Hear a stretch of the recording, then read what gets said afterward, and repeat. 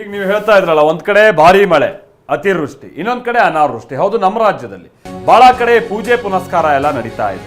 ಮಳೆಗಾಗಿ ದೇವರ ಮೊರೆ ಹೋಗ್ತಾ ಇದ್ದಾರೆ ರೈತರುಗಳು. ಕೊಪ್ಪಳ ರೈತರು ಪ್ರಮುಖವಾಗಿ 101 kg ಸಜ್ಜೆ ಚೀಲವನ್ನ ಹೊತ್ತು ದೇವರಿಗೆ ಹರಕೆಯನ್ನ ಸಲ್ಲಿಸಲಾಗಿದೆ.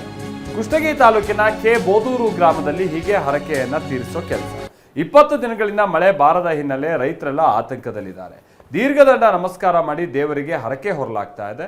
ಗ್ರಾಮದ ವಿವಿಧ ದೇವರುಗಳಿಗೆ ಹರಕೆಗಳನ್ನ ಸಲ್ಲಿಸಲಾಗ್ತಾ ಇದೆ.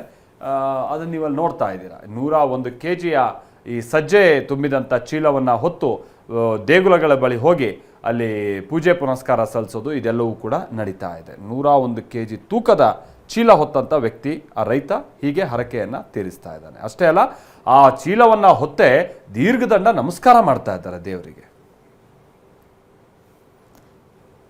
ಇನ್ನು ಬಾಗಲಕೋಟೆಯಲ್ಲೂ ಅಷ್ಟೇ ಮಳೆಗಾಗಿ ದೇವರು ಮೊರೆ ಹೋಗಿದ್ದಾರೆ ಮಹಿಳೆಯರು. ಗುರ್ಜಿ ಪೂಜೆ ಹುನಗುಂದ ಪಟ್ಟಣದಲ್ಲಾಗಿರುವಂತಹ ಘಟನೆ ಇದು. ಹುನಗುಂದ ಪಟ್ಟಣದಲ್ಲಿ ಮಳೆಗಾಗಿ ಪೂಜೆ ಮಾಡಿದ್ದಾರೆ. ನೋಡಿ, ಅಲ್ಲಿ ಗಮನಿಸ್ತಾ ಇದ್ವಿ.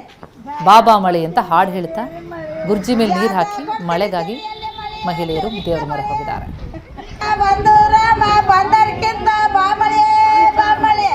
ಸುಣ್ಣ ಕೊಡ್ತೀನಿ ಸುರುಮಳೆ ಸುರುಮಳೆ, ಬಣ್ಣ ಕೊಡ್ತೀನಿ ಬಾಮಳೆ ಬಾಮಳೆ, ಜಾಗ ಕೊಡ್ತೀನಿ ಜರಿಯಲ್ಲಿ ಮಳೆ, ಜಾಗ ಕೊಡ್ತೀನಿ ಜರಿಯಲ್ಲಿ ಮಳೆ ಜರಿಯಲ್ಲಿ ಮಳೆ, ಹೆಚ್ಚು ಕೊಡ್ತೀನಿ ಕೊಟ್ಟಲೆ ಮಳೆ, ಎಷ್ಟು ಕೊಡ್ತೀನಿ ಕೊಟ್ಟಲೆ ಮಳೆ, ಬಣ್ಣ ಕೊಡ್ತೀನಿ ಬಾರಲೆ ಮಳೆ, ಸುಣ್ಣ